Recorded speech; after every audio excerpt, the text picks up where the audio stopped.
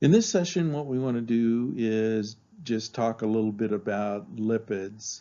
Um, I'm hoping that you've had a little bit of background in lipids so you have an understanding of their structure so I can go through a little bit quickly and talk about them.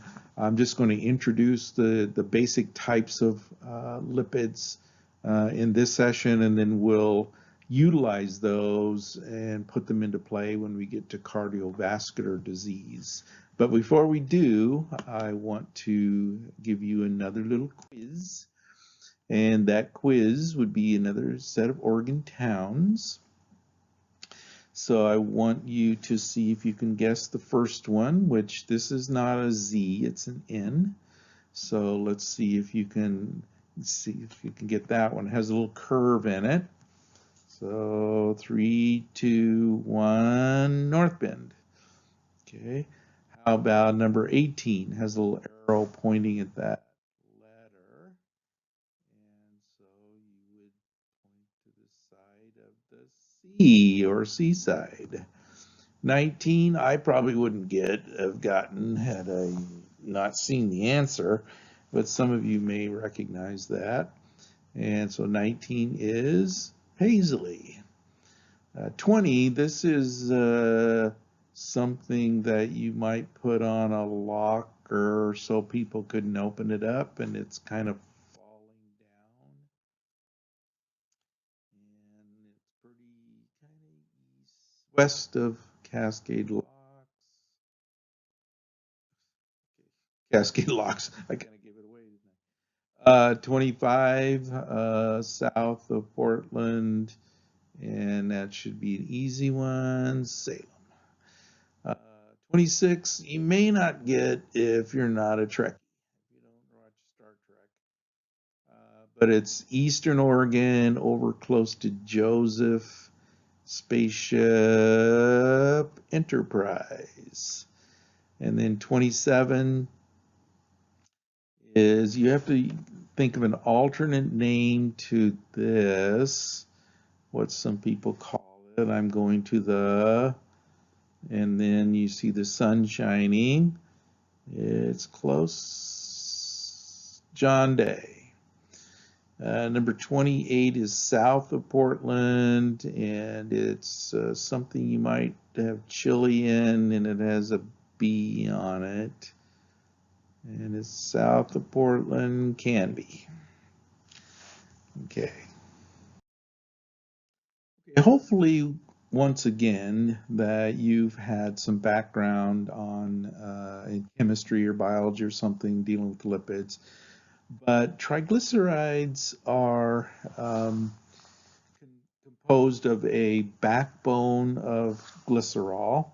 As you can see up in their upper right, you can see the 3-carbon backbone of triglyceride. And then off of those carbons, you see 3 fatty acids.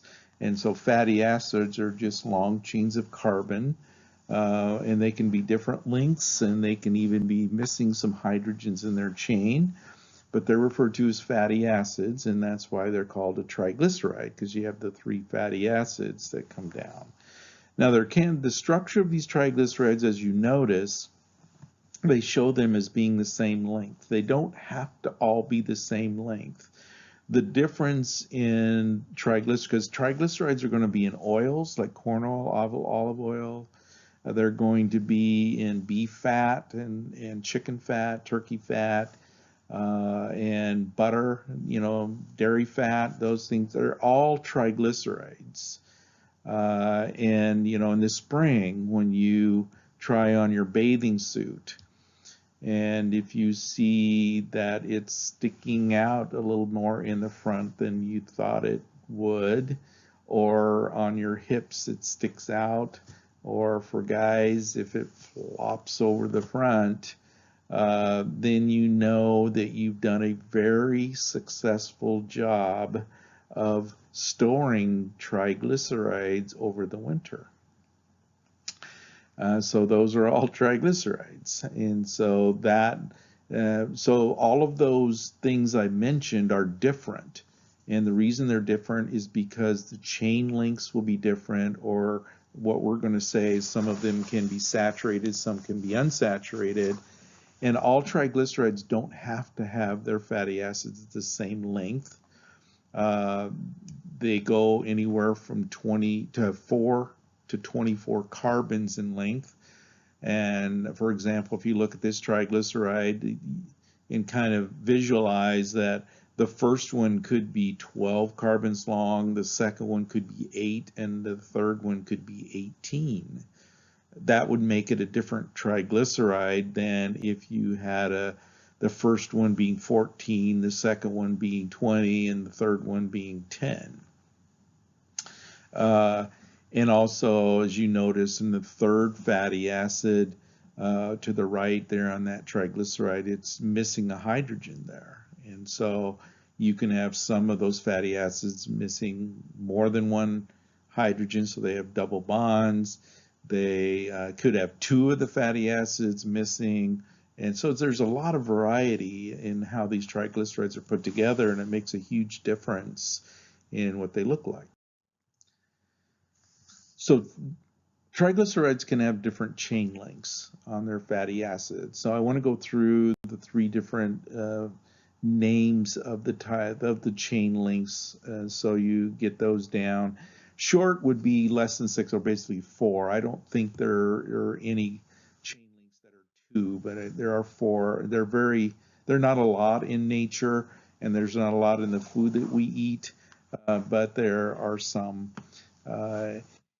The medium chain triglycerides, which basically means that most of their fatty acids have chain lengths of 6 to 10, so the highest percentage are 6 to 10. We'll talk more about these in absorption because they are very easy to digest and very easily absorbed. So you'll find a lot of these in human milk. As you know, babies don't have their digestive system complete yet because you can't, take them home and feed them a T-bone.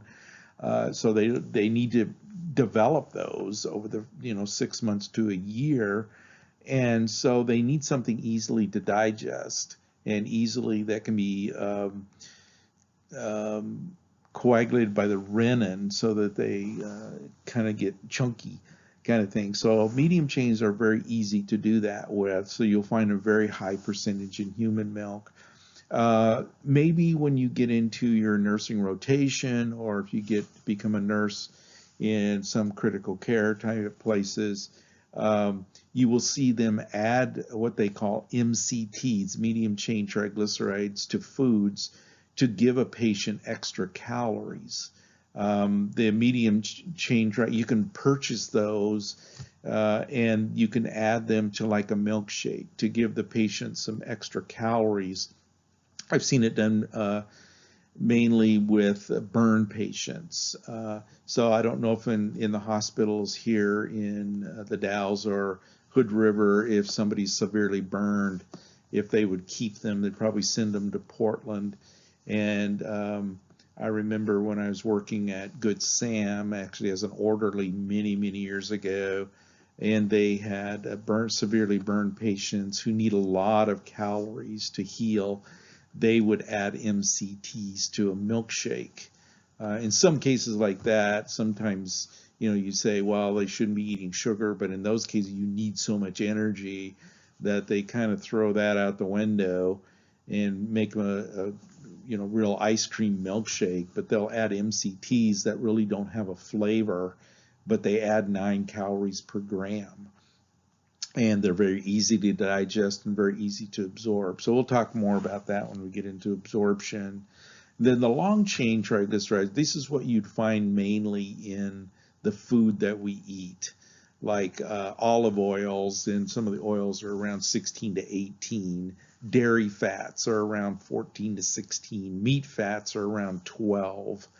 And so we don't get a lot of medium chain in our normal food. Now we'll see the coconut oil is medium chained, but we don't get a lot. So depending on the type of fat, you can have more or less in a combination of long, medium, short kind of thing. And that's what makes the whole variety of the different fats we see in the world. Um, the other thing that dictates the type of fat that it is whether it is saturated or unsaturated. So depending again on what percentage of your fatty acids and what length they are, uh, and if they're saturated or unsaturated, they could be solid at room temperature or liquid at room temperature. Um, and you can have a variation. So again, you're looking at a triglyceride, and we're looking at the percentage of what they have because there's a lot of variety of what they can do. But let's just go over the different types of saturation. So a fatty acid that is considered saturated is completely saturated with hydrogens. If you notice on the top there in red, you'll notice that basically instead of on the very right hand side, you'll see some carbons with oxygens and stuff. Well, that's the carboxylic acid group of a fatty acid. If you go to the left though, all of those carbons are filled with hydrogens. So the terminology is they're completely saturated with hydrogens. So that would be a saturated fat. There's no place where they're missing anything. These type of fats, if you have a food that has fat that has a high percentage of saturated fats, it tends to be solid at room temperature. So you'll notice the animal fats, beef fat, chicken fat, are solid at room temperature. So they're high in saturated fats. Tropical oils have high saturated fat, so they tend to be thick or solid at room temperature. And the tropical oils are cocoa oil, like chocolate. Then you have palm kernel oil, which is very thick, and then coconut oil is very thick or solid. And so they're highly saturated. These type of foods that have these type of fatty acids are not considered heart friendly, and because they tend, especially the animal fats, tend to increase cholesterol. Now the tropical oils like coconut oil is getting a little bit more friendly, is heart friendly, because of their short chained. So animal fats are long chain saturated. So that's not considered heart friendly, not considered healthy. The short ones, the medium ones, I mean, in coconut oil, even though they're saturated, are not as bad as they used to be. When I was going to school way back in the dark ages, you know, everybody would, you're supposed to avoid coconut because it had saturated fat, but they've kind of, you know, came back a little bit on that because of its short chain. They found that even though it's saturated, the medium chains make it a little bit more friendly type of thing.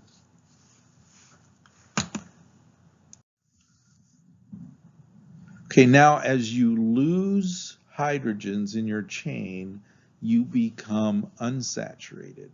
And if you are missing hydrogens at one position in the fatty acid chain, you are referred to as a monounsaturated fat. And so you can see there where I've got it circled, you can see where you're missing hydrogens.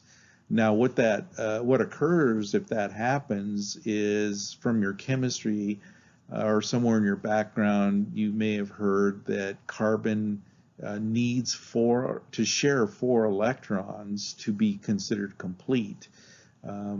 It is missing 4 electrons in its valence shell, and so it's searching around to find 4 electrons to share with other structures or other elements. So what you'll notice is that to get that extra, if you take away a hydrogen, you're taking away an electron. And so in order to get that bonding of 4, it formulates a double bond with another carbon. And so that is the unsaturation point.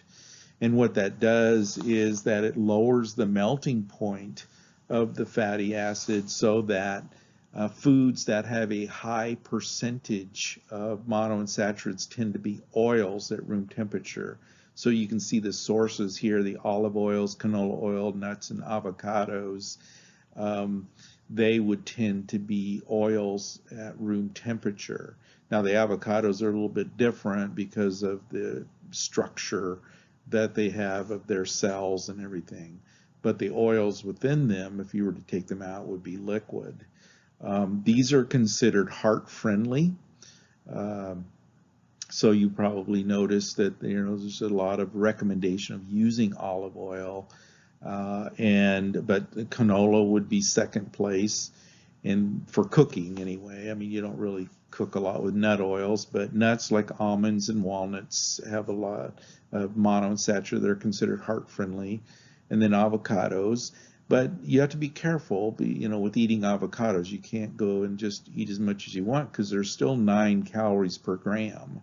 And so you can gain weight eating too many avocados, but they are good. They have good oils in them, so they're considered heart friendly in that respect. But if you get obese by eating them, that's not real heart friendly kind of a thing. Now, polyunsaturated, poly means many, so you would have many points in the chain where you are missing hydrogens. And there's 2 main types, and these are essential fatty acids, which means we have to get them in food, is the omega-3s and the omega-6s. Now, where they get the omega names is if you go on the left-hand side of the chain and you see that carbon with the 3 hydrogens at the very end, that is referred to as a methyl group. So CH3 is methyl. So if you start at that carbon and count to the right, say for example for the omega-3, you'll see the first, second, the third carbon is where the first double bond occurs. That it gives it its designation as an omega-3. And then if you go to the bottom one and then you count in from the methyl end, you'll find that the 6th carbon has a double bond, so that's the omega-6. They are essential, so the omega-3s are linolenic. Now these are the ones you find in plants and stuff, or alpha linolenic acid, the ALA, and then omega-6 is linoleic. So the only difference between the spelling of the words is an N between the E and the I. So omega-3 is linolenic and omega-6 is linoleic. Before we leave this, look up at the monounsaturated one, the one kind of yellow, and you'll notice in the name there, it will say monounsaturated fatty acid, then in parentheses, oleic omega-9. So there is a designation of that monounsaturated as being an omega-9. And so that would be like an olive oil has omega-9s in it. Okay, so say omega-9s, monounsaturated omega-3s are poly, omega-6 are poly. Okay. Then if we look at the food sources, omega-3s, the linolenics will come from plant sources like canola oil comes from a rapeseed. And you probably can imagine from the name that, it originated in Canada. Canola, Canada. And so it comes from a rapeseed, which is kind of a grain type of thing, and then soybean oil. But you'll notice EPA and DHA, and then fish oil. So linolenic is essential, and when we eat that in canola oil, flaxseed also has a lot of omega-3s in linolenic. And those will go through a conversion process because EPA and DHA are what we use inside of our bodies. It's part of the immune system and things like that. So linolenic will go through a conversion process to change it to EPA and DHA. And so you don't get 100% conversion. And but if you're because if you eat EPA and DHA from fish oil, as you see, that is exactly what we use. So it's a direct relationship. So you just can incorporate them directly for EPA and DHA. That's why the recommendation is to get fish oil. But the linolenic, if you're a vegan and you don't want to take fish oils, then that would be the best option to get your omega-3s. If you want to take supplements, then you can get an algae-based omega-3. It's a little bit more expensive than fish oil, but you can purchase and get algae-based omega-3s type of thing. If you're taking fish oil pills, and we'll talk about this a little bit when we get into cardiovascular disease, the recommendation is to get about 1 gram of fish oil per day with the EPA and DHA. So the EPA and DHA, when you add them up, need to add up to about 1,000 milligrams or 1 gram. So you want to check your fish oil pills to make sure that is what's happening. I've checked like in some stores where you can check some and it says fish oil, but you look on the back and it only has like a 100 milligrams of EPA and 200 of DHA or something like that. So it only adds up to 300. So, and they're less expensive, but you need the one. So you look on the back, and usually the EPA is a little higher. So it's like 600, 400 combination. But it should add up to right around 1,000 or more per day. But we'll give you a warning on this. If you're on blood thinners, you don't want to take fish oil pills, or you want to talk to your physician, because omega-3s tend to thin your blood, and if you're on Coumadin or something, you might thin it even more. So you don't want to do that. And then omega-6s, the vegetable and seed oils. So on the exam that's coming up, I will list the fatty acids, and usually as a matching question, and expect you to know where their major sources are. So for example, if I said, this fatty acid is found high in vegetable oils, you'd want to say, choose omega-6. So make sure you're comfortable. This would be a good place to put a flip card, and so put omega-3s on one side of the flip card, and the other side put, linolenic, canola oil, soybean oil, EPA, DHA, or something like that. Okay, but polyunsaturated are considered heart-friendly omega-3s. Now, omega-6 is not so much. So we'll talk about why when we get to cardiovascular disease. So the main things that are heart-friendly are the monounsaturates, omega-9s, and the omega-3s. I wanted to show you, if you're going to increase your omega-3s by eating fish, then you want to choose the darker colored fish. So you go and start, if you look at mackerel all the way down through about halibut, if you've eaten these types of fish, you'll notice they're a little bit darker meat, and a little bit darker than scallops or lobster or cod or some of those. And you'll notice down at the bottom, those are very low in omega-3s. So you want to eat fish with color. And so things like salmon with the orange color, tuna has a darker color, anchovies have a darker color if you like anchovies. But those are the ones that are a little bit higher fatty fish, so they would have the most omega-3s. And the recommendation for those is about 2 servings per week is what the recommendation is. Now another monounsaturates. So there's 2 types of monounsaturates. Those are monounsaturated omega-9 and the monounsaturated trans. Now trans fats are formed they're man-made mostly. There's a few in dairy fats, but in nature you won't find a lot of trans fats. But we're eating a lot of trans fats because a lot of our processed foods has trans fats in it, and trans fats are man-made. If you look over on the right-hand side of that diagram, most of the monounsaturates, like in olive oil, canola oil, those are in what are referred to as the cis form. And so if you look at that structure, you'll notice that where it's boxed in, the two hydrogens that are coming off, you notice they're on the same side of the structure, which puts a little kink in the structure of the oleic acid.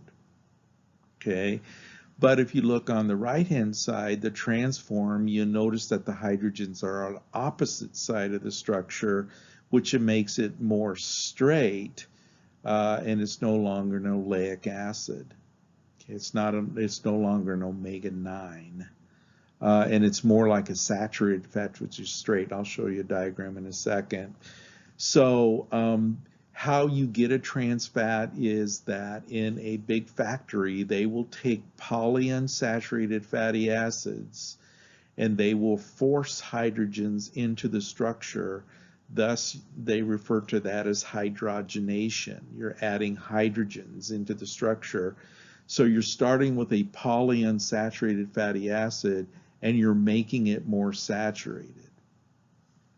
So in effect, and as I should mention, as you make it more saturated, it becomes more and more solid at room temperature. Okay, so manufacturers can add hydrogens to get the texture and consistency they want.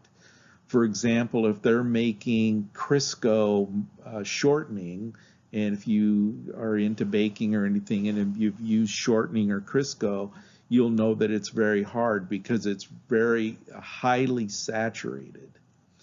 But margarine, which comes from a plant source, is hydrogenated to the point where it's solid at room temperature but still spreadable. Shortening's not that spreadable. It's very hard, so it's more highly saturated. So if you get totally saturated vegetable oils, then it's going to be like a saturated fat. But if you get it and saturate it or hydrogenate it to the point where it's a monounsaturated mostly in the trans form, then it's going to be solid at room temperature and spreadable. So they can take the consistency from oil all the way to shortening or anywhere in between. It just depends on what the consistency is, because they can hydrogenated oil until it's really thick but pourable. And so you can get that in some salad dressings and things like that where they're going to make it thicker, kind of a deal. So anyway, so trans fats are monounsaturated and they are man-made and with forcing hydrogens into a polyunsaturated fatty acid. So you need that unsaturation. And you can see the intake goal is about less than 1%, but the problem is we don't know how many we're eating because it's kind of hidden in the processed foods that we eat. So you'll notice on this diagram that the structure of a trans fat and the structure of a saturated fat are very similar. The unsaturated one has a little kink in it. But you'll see that the trans fat is a little bit different, but it's straight like the saturated fat. But if you get these incorporated into like a plasma membrane, it can reduce the barrier properties of that plasma membrane and allow carcinogens to possibly break through and get in and things like that. So so trans fat aren't considered that healthy, and so we'll talk again more about them later in the diet and disease kind of section. If you have, like, this is obviously Crisco, and you look at the ingredient. Now the ingredient lists, and I don't know if I mentioned this in the labeling section, but in the ingredient list, the top 3 or 4 ingredients make up 99% of what's in that product. And so you'll see soybean oil, fully hydrogenated cottonseed oil. And so the fully hydrogenated means they've really saturated, they've made it more and more saturated, which makes that Crisco very, very hard. Okay. You'll find a lot of hydrogenated oils when in fast food places. I don't know if you've ever worked in a fast food place and you've ever changed the oil on the fryers. you'll probably notice that the oil was either really thick or sometimes even a block, because they're not going to use beef fat, to make French fries. So they're going to use vegetable fat, but they're going to hydrogenate it, because one of the points that we'll get to later is oxidation. So we'll talk a little bit more about that in a later session. But oxidated fats have to be unsaturated, and so they lead to rancidity. So you can imagine in these fast food places, when they get the oil that they're going to use to put in their deep fat fryers, when they get it, it's probably been manufactured many, many months before. It's been sitting on a shelf for months. And one of the things that can happen to unsaturated fats over time is they can get rancid, they can get spoiled, and go through oxidation. So to prevent that, basically they want to use a vegetable product, but they want it to have a good shelf life. So they add hydrogens to it to basically make it more saturated and make it have a higher shelf life. Now, a lot of people, they're not, trans fats aren't considered heart friendly. They're not considered healthy. And a lot of people blame the food manufacturers for making something that is not healthy.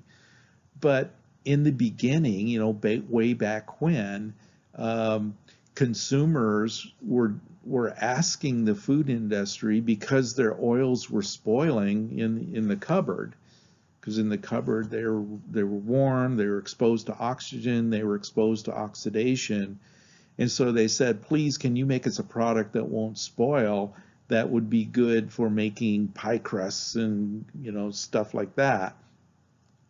So the food industry said, sure, we can hydrogenate it, we can use a vegetable or a plant product, and we'll make it more shelf friendly for you, and actually it'll make your pie crust more crispy or flaky and all kinds of stuff. So they gave us shortening, and now consumers are complaining. Well, it's not the manufacturer's fault totally. They were just trying to meet a demand. So people stop buying it, then they will change it. All right, kind of thing. So you can see on this table, look at the trans fat column, you can see things like hard margarines have a lot of trans fats because they're hydrogenated more. Soft margarines, not so much, because they kind of have a mixture of trans fats and oils, so it makes it pourable or squeezable, if you will, kind of a thing. Frying oils, you can see that, they're very high. And then baked products that use shortening or some type of hydrogenated, like the pastries, like donuts and pastries and things like that, or deep fat fried, that soak this up. And potato chips, not really, because they don't use a lot of hydrogenated, mostly.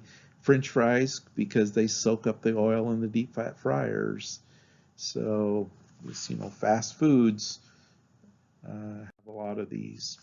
Now, if we look on a label, sometimes, I showed you how to read a label, but on some of the labels, it has the trans fats being 0, which is not really correct.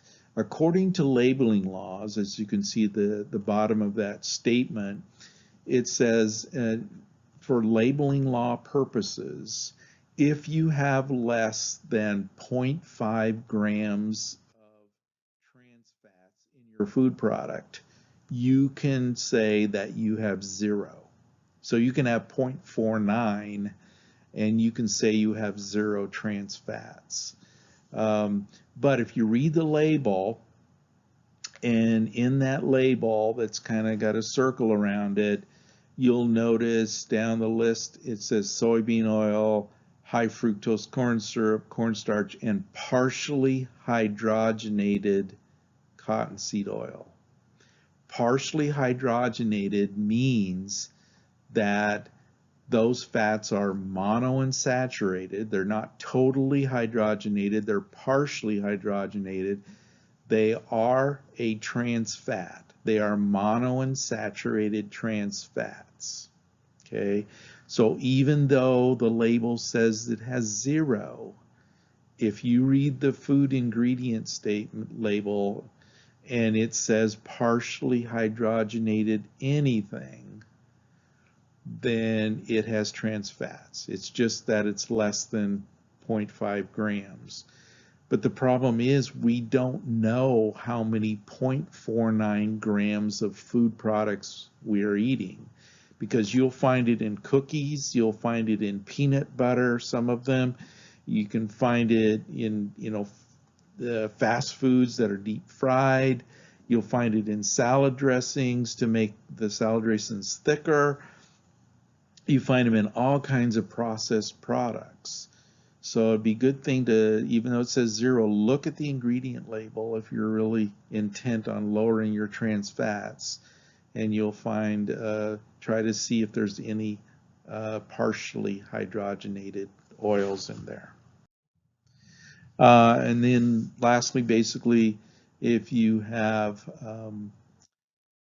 trans fats, we'll talk more about them later, but just as an indication, the cell membranes, if you've only given them trans fats to work with, if you're giving them a lot, they can only make phospholipids using those trans fats, and they're not normal. We're not supposed to eat as many as we're eating, and so our cell membranes can be compromised. So this just has to do with insulin resistance that we'll talk about in diabetes, in that if you give it good fats like monounsaturated omega-3s, the fatty acids, and the membrane is going to be very effective at absorbing the insulin.